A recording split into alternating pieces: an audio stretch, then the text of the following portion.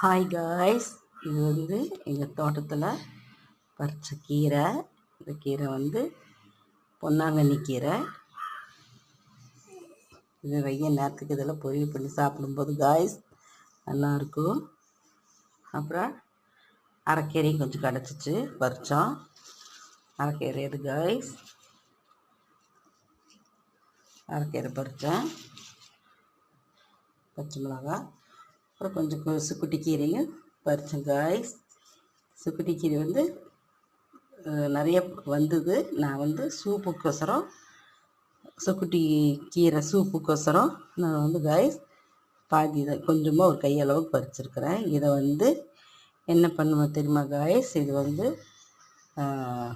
ஒரு ஸ்பூன் சீரகம், 10 சின்ன வெங்காயம், அப்புறம் ஒரு கை சுக்குட்டி கீரை, 2 ஸ்பூனு 3 ஸ்பூன் தேங்காய் ஊற்றி நல்லா அப்படியே வேக வைக்கணும் காய்ஸ். வேக வச்சு அதுக்கப்புறம் காரமெல்லாம் போடக்கூடாது, வாய் புண்ணுக்கு சூப்பராக இருக்கும். அப்புறம் வந்துட்டு அதை வந்து சுக்குட்டி கீரையை நல்லா வேக வச்சு மிக்சியில் அடித்து நீங்கள் குடிச்சிங்கன்னு வச்சுக்கோங்க காய்ஸ், வாய் புண்ணு அப்போவே சரியாயிரும்.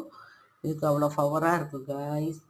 சுக்குட்டி கீரை சூப்பு வைக்க போகிறேன். இப்போ நான் எங்கள் தோட்டத்தில் கொஞ்சோண்டு பறிச்சுட்டு வந்திருக்கிறேன்.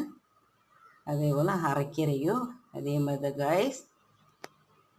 பொரியல் இது 2 கீரையும் மிக்சிங் பண்ணி பொரியல் பண்ணி சாப்பிட்டா ரொம்ப நல்லது. அடிக்கடி செஞ்சு சாப்பிடுங்க காய்ஸ். வெய்ய காலத்துக்கு வெய்ய காலத்தில் கீரையெல்லாம் நல்லா சாப்பிடணும் காய்ஸ். பார்த்தீங்களா, அப்படி மருந்து அடிக்காத காய் கீரை. ஓகே காய்ஸ், அது ஃப்ரெஷ்ஷாக இருக்குது. கடையில் வேலை வாங்கினா இந்த ஃப்ரெஷ்னஸ் கிடைக்குமா நமக்கு காய்ஸ்? ஃப்ரெஷ்ஷாக கிடைக்குமா? எல்லாம் மருந்து அடித்து வேகும் போதே உங்களுக்கு மருந்து வாடை அப்படி அடிக்கும். ஆனால் முடிஞ்ச அளவுக்கு உங்களுக்கு இடம் இருந்ததுன்னா கொஞ்சோண்டு இடத்துல கூட விதை வாங்கிட்டு வந்து இப்படி போடுங்க காய்ஸ். நான் வந்து இது வந்து கடையில் வாங்கிட்டு வந்து இந்த கட்டை க்ளீன் பண்ணிவிட்டு அதில் குச்சி வரும்ல, அது வந்து எங்கள் சட்டியில் இது மண் சட்டியில் இருக்குது பார்த்தீங்களா, ரோஸ் சட்டி இருக்குல்ல, அதில் வந்து நட்டு வச்சேன் காய்ஸ். நட்டு வச்சதில் எனக்கு இவ்வளோ கிடச்சிருக்குது. நல்லா நிறையா பூத்துருக்கு. அது போக தரையிலே வச்சுருக்கிறேன். இன்றைக்கி இது போதும்னு சொல்லிவிட்டு நான் பறிச்சிருக்கேன் காய்ஸ்.